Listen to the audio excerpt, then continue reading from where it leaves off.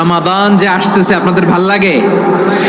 রমাদান নাম শুনলেই মুমিন হৃদয়ে বয়ে যায় প্রশান্তির ফল্গু ধারা, ঠিক কিনা?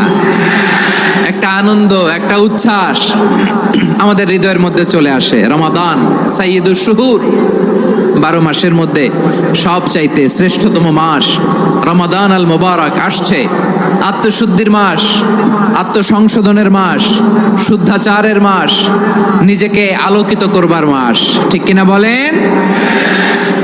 এই রমাদানুল মুবারকে আমাদের কি করণীয়, কি বর্জনীয়, what to do and what not to do, এই টপিকসের উপর কিছু কথা আপনাদের সামনে উপস্থাপন করব ইনশাআল্লাহ। ওমা তৌফিক ইল্লা বিল্লাহ।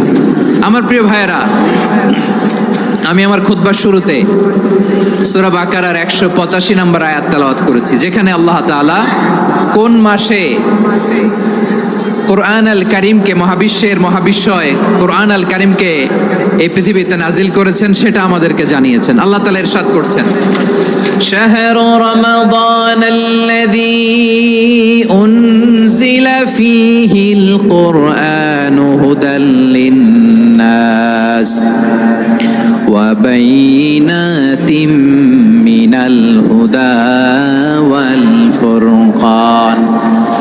আল্লাহ বলেন, রমাদান এমন একটা মাস যে মাসে কোরআন নাজিল করা হয়েছে। আর এই কোরআন হচ্ছে বিশ্ব মানবের জন্য পথ নির্দেশিকা, হেদায়েতের সুস্পষ্ট বর্ণনা এবং সত্য মিথ্যা পৃথক করার আসমানি মানদণ্ড রূপে জামিনে আমাদের জন্য কোরআন নাজিল করেছে কে? আওয়াজ করে বলেন তো, আল্লাহর নাজিল করা এই কোরআনে কোনো ভুল আছে? সবাই বলেন নাই। সবাই বললে এতটুকু আওয়াজ হয় আমি বিশ্বাস করি না। গলা ছেড়ে দিয়ে বলেন, আল্লাহর নাজিল করা এই সর্বশেষ আসমানি কিতাব আল কোরআনে কোনো ভুল আছে? সন্দেহ আছে? সংশয় আছে? বিয়ন্ডলেস, বাউন্ডলেস, বটমলেস এমন কিতাব